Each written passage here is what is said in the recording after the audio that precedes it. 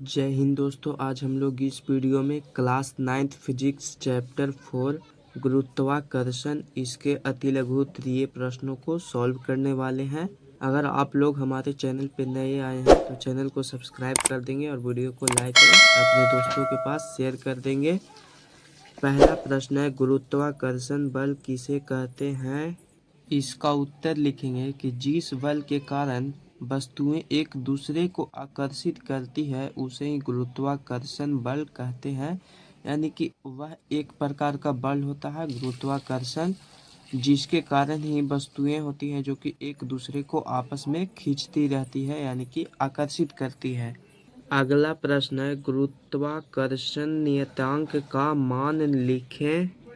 तो देखिए यहाँ पे गुरुत्वाकर्षण नियतांक यानी कि जिसे जी कहा जाता है, तो जी का मान होता है 6.67 गुना 10⁻⁻11 न्यूटन मीटर स्क्वायर प्रति केजी स्क्वायर। तो आप लोग लिख लेंगे। प्रश्न है कि पृथ्वी तथा उसकी सतह पर रखी किसी वस्तु के बीच लगने वाले गुरुत्वाकर्षण बल का परिमाण ज्ञात करने के लिए सूत्र लिखें। देखिए यहाँ पे फॉर्मूला हो जाएगा F=G पूर्णांक mm/r²। तो यहाँ पे देखिए F बल है और G नियतांक है और m ये जो ऊपर दिया गया है वह है m पहला वस्तु का द्रव्यमान और m छोटा वाला है वह है दूसरे वस्तु का द्रव्यमान, और नीचे जो r² दिया गया है यानी कि r होता है वह दोनों वस्तुओं के बीच की दूरी। तो इसी फॉर्मूला से ही ज्ञात किया जाता है दो कणों के बीच का गुरुत्वाकर्षण बल। अगला प्रश्न है कि यदि दो वस्तुओं के बीच की दूरी को आधा कर दिया जाए तो उनके बीच गुरुत्वाकर्षण बल किस प्रकार बदलेगा? इसका उत्तर लिखेंगे कि गुरुत्वाकर्षण बल 4 गुना हो जाएगा। 5 नंबर प्रश्न है कि पृथ्वी और चंद्रमा एक दूसरे को गुरुत्वीय बल से आकर्षित करते हैं। क्या पृथ्वी जिस बल से चंद्रमा को आकर्षित करती है वह बल उस बल से जिससे चंद्रमा पृथ्वी को आकर्षित करता है बड़ा है या छोटा है या फिर बराबर है? बताइए क्यों। इसका उत्तर लिखेंगे कि ये दोनों बल क्रिया प्रतिक्रिया बल है, अतः न्यूटन के तृतीय गति नियम से एक दूसरे के बराबर होंगे। यानी कि न्यूटन का तृतीय गति नियम कहता ही है कि प्रत्येक क्रिया के बराबर विपरीत प्रतिक्रिया होती है, उसे ही कहा जाता है न्यूटन का तृतीय गति नियम। अगला प्रश्न है, पृथ्वी तथा किसी वस्तु के बीच के गुरुत्वाकर्षण बल को हम क्या कहते हैं? इसका उत्तर लिखेंगे कि पृथ्वी और किसी वस्तु के बीच के गुरुत्वाकर्षण बल को गुरुत्व बल कहा जाता है। प्रश्न है कि मुक्त पतन क्या है? इसका उत्तर लिखेंगे कि जब वस्तुएं पृथ्वी की ओर केवल गुरुत्व बल के कारण गिरती है तब हम उस वस्तु को मुक्त पतन में कहते हैं। या फिर यह भी लिख सकते हैं कि किसी माध्यम के प्रतिरोध की अनुपस्थिति में वस्तुओं के गिरने की गति को ही मुक्त पतन कहते हैं। अगला प्रश्न है कि मुक्त पतन का त्वरण या गुरुत्वीय त्वरण क्या है? इसका उत्तर लिखेंगे कि जब कोई वस्तु मुक्त पतन में हो, अर्थात जब कोई वस्तु पृथ्वी के गुरुत्व बल के अधीन गिरती हो तो उसके त्वरण को मुक्त पतन का त्वरण या गुरुत्वीय त्वरण कहते हैं।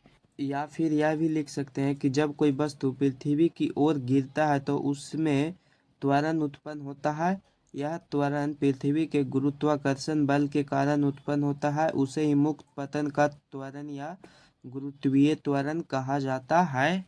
प्रश्न है कि पृथ्वी के ध्रुवों पर गुरुत्वीय त्वरण यानी कि जी का मान महत्तम होता है या फिर न्यूनतम, यानी कि ज्यादा होता है या फिर कम? इसका उत्तर लिखेंगे कि पृथ्वी के ध्रुवों पर जी का मान महत्तम यानी कि ज्यादा होता है। 10 नंबर प्रश्न है कि कमानीदार तुला से किसी वस्तु का क्या मापा जाता है? इसका उत्तर लिखेंगे कि कमानीदार तुला से किसी वस्तु का भार नापा जाता है। अगला प्रश्न है कि एक कागज की शीट उसी प्रकार की शीट को मरोड़ कर बनाई गेंद से धीमी क्यों गिरती है? इसका उत्तर लिखेंगे कि वायु का प्रतिरोध कागज की गेंद की अपेक्षा कागज की शीट पर अधिक होता है, इसीलिए गेंद की अपेक्षा शीट धीमी गिरता है। अगला प्रश्न है कि किसी वस्तु के द्रव्यमान, उसके भार और गुरुत्वीय त्वरण में क्या संबंध है। तो ये देखिए, ये रहा संबंध। वस्तु का भार इक्वल टू होता है वस्तु का द्रव्यमान गुना गुरुत्वीय त्वरण, यानी कि वस्तु का द्रव्यमान और गुरुत्वीय त्वरण को जब हम लोग गुना करेंगे तो वही आएगा वस्तु का वजन के बराबर होता है। तो यही संबंध है, आप लोग लिख लेंगे। प्रश्न है कि एक पिंड का द्रव्यमान 40 केजी है। यदि पृथ्वी पर गुरुत्वीय त्वरण 10 मीटर प्रति सेकंड स्क्वायर हो तो पृथ्वी पर इसका भार क्या होगा। तो देखिए, यहाँ पे भार निकालना था हमें, तो भार फॉर्मूला होता है भार इक्वल टू द्रव्यमान गुना गुरुत्वीय त्वरण। तो इसका वजन था 40 केजी और गुना इसका गुरुत्वीय त्वरण था 10 मीटर प्रति सेकंड स्क्वायर। तो जब इन दोनों को मल्टीप्लाई करेंगे तो हो जाएगा 400 केजी मीटर प्रति सेकंड स्क्वायर आ गया। तो यहाँ पे चूंकि भार है तो भार को हम लोग न्यूटन में मापते हैं। यहाँ पे पोस्ट में लिखा भी गया है कि भार को हम लोग न्यूटन में मापा जाता है। तो यहाँ पे इसका आंसर हो जाएगा 400 न्यूटन। तो आप लोग समझ गए होंगे। अगला प्रश्न है कि एक पिंड को पृथ्वी से चंद्रमा पर ले जाया जाता है, क्या उसका पहला द्रव्यमान और दूसरा भार बढ़ता है या घटता है या अचर रहता है। इसका उत्तर लिखेंगे कि पिंड का द्रव्यमान अचर रहता है, यानी कि ना ही बढ़ता है और ना ही घटता है, किंतु जो पिंड का भार होता है यानी कि उसका जो वजन होता है वह घटता है। तो आप लोग लिख लेंगे। 15 नंबर प्रश्न है कि दाब क्या है। दाब का SI मात्रक लिखें। इसका उत्तर लिखेंगे कि किसी पृष्ठ या सतह के एकांक क्षेत्रफल पर लगे हुए बल को दाब कहते हैं, या फिर यह भी लिख सकते हैं कि प्रति एकांक क्षेत्रफल पर लगने वाले बल को दाब कहते हैं। इसका SI मात्रक होता है न्यूटन प्रति मीटर स्क्वायर। अगर आप लोग अभी तक चैनल को सब्सक्राइब नहीं किए होंगे तो सब्सक्राइब कर देंगे और वीडियो को अपने दोस्तों के पास शेयर कर देंगे। अगला प्रश्न है कि प्रणोद से आप क्या समझते हैं। इसका SI मात्रक क्या होता है। इसका उत्तर लिखेंगे कि किसी पृष्ठ या सतह के लंबवत लगे हुए बल को प्रणोद कहते हैं। इसका SI मात्रक न्यूटन होता है। तो आप लोग लिख लेंगे। अगला प्रश्न है तेज धार वाली कैंची से कपड़ा कम बल लगाने पर भी क्यों कट जाता है। इसका उत्तर लिखेंगे कि तेज धार वाली कैंची की धार तेज होती है। यह कह सकते हैं कि उसकी सतह का क्षेत्रफल कम होता है और बल लगाने पर अधिक दाब उत्पन्न करता है और काटने में आसानी होती है। अतः कम बल लगाने पर भी तेज धार वाली कैंची से कपड़ा कट जाता है। प्रश्न है कि मोटर गाड़ी या ट्रकों के टायर अधिक चौड़े क्यों होते हैं। इसका उत्तर लिखेंगे कि मोटर गाड़ी या ट्रकों के टायर अधिक चौड़े होते हैं क्योंकि इससे वाहन का भार बड़े क्षेत्रफल में विस्तृत हो जाता है और टायर पर दाब कम पड़ता है, जिससे वे फटने से बचे रहते हैं। इसीलिए मोटर गाड़ी या ट्रकों के टायर अधिक चौड़े होते हैं। अगला प्रश्न है कि किसी पिंड द्वारा विस्थापित द्रव का आयतन कितना होता है जब उसे द्रव में डुबोया जाता है। इसका उत्तर लिखेंगे कि पिंड द्वारा विस्थापित द्रव का आयतन उतना ही होगा जितना कि पिंड का आयतन उस द्रव में डुबोया जाता है, या फिर यह भी लिख सकते हैं कि पिंड द्वारा विस्थापित द्रव का आयतन उस द्रव में पिंड को डुबोए गए आयतन के बराबर होगा। 20 नंबर प्रश्न है कि किसी द्रव में डुबोई गई वस्तु पर उत्प्लावन बल किस दिशा में कार्य करता है। इसका उत्तर लिखेंगे कि वस्तु पर उत्प्लावन बल ऊपर की ओर कार्य करता है, यानी कि उत्प्लावन बल ही होता है जो कि वस्तु को जल के ऊपर रखे हुए रहता है, यानी कि जल से ऊपर की ओर धक्का देता है। उस बल को ही कहा जाता है उत्प्लावन बल। अगला प्रश्न है पानी के भीतर किसी प्लास्टिक के गुटके को छोड़ने पर यह पानी की सतह पर क्यों आ जाता है।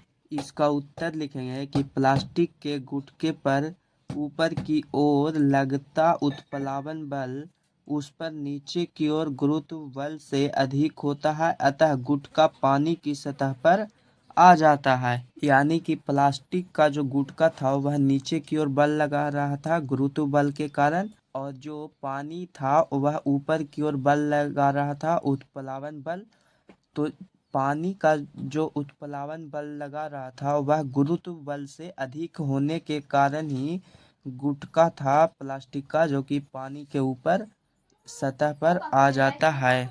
अगला प्रश्न है, यदि दो पिंड एक ही द्रव में पूरी तरह डूबे हों और उनके भारों की हानियां समान हो, तो उन पिंडों के आयतनों के बीच क्या संबंध होगा? इसका उत्तर लिखेंगे कि पिंड के भार में या हानि पिंड द्वारा विस्थापित द्रव के बराबर होते हैं। यानी कि जितना भार में हानि होता है इतना ही विस्थापित पिंड में हानि होती है। अतः उन पिंडों के आयतन के बीच बराबर का संबंध होता है। तो समझिए कि जैसे कि एक बाल्टी पानी है, उसमें हमने दो वस्तुओं को डाला, तो उस बाल्टी से जितना पानी निकला, यानी कि बाल्टी में जो हानि हुई पानी की, वह हानि होता है जितना कि हमने उस वस्तु को डाला उसके आयतन के बराबर। तो अतः कह सकते हैं कि जो बाल्टी से पानी निकला उसका आयतन और जिस वस्तु को उस बाल्टी में डाला गया उन दोनों का आयतन बराबर था।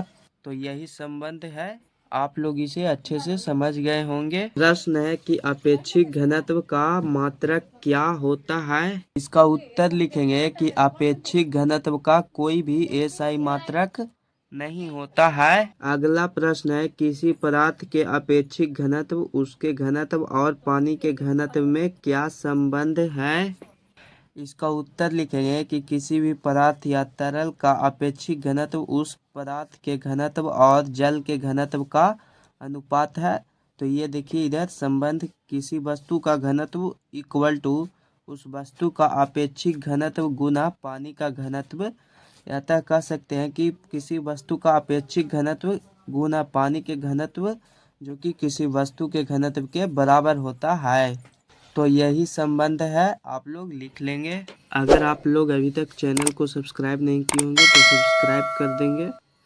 25 नंबर प्रश्न है कि द्रव की उत्प्लावकता के दो उपयोगों का उल्लेख करें। तो देखिए उत्प्लावन बल का उपयोग, तो पहला जहाज का पानी पर चलना, यानी कि जहाज होता है वह पानी पर चलता है उत्प्लावन बल के कारण ही। और दूसरा मनुष्य का पानी में तैरना, मनुष्य है जो कि पानी में भी तैरता है उत्प्लावन बल के कारण, क्योंकि उत्प्लावन बल होता है जो कि पानी में यह बल लगता है और यह बल ऊपर की ओर लगाता है। लास्ट इसका 26 नंबर प्रश्न है कि पास्कल का नियम क्या है? पास्कल का नियम लिखेंगे कि बंद द्रव के किसी भाग पर डाला गया दाब सभी दिशाओं में समान रूप से संचारित होता है, इसे ही पास्कल का नियम कहते हैं। अभी यहाँ पे सारे प्रश्न सॉल्व हो चुके हैं। अगर आप लोग इस वीडियो पे इसके लघु उत्तरीय प्रश्नों का भी हल देखना चाहते हैं तो आप लोग कमेंट कर दीजिएगा, मैं इस पे भी वीडियो बनाकर डाल दूंगा। फिर मिलेंगे हम लोग एक नए वीडियो के साथ, तब तक के लिए जय हिंद जय भारत।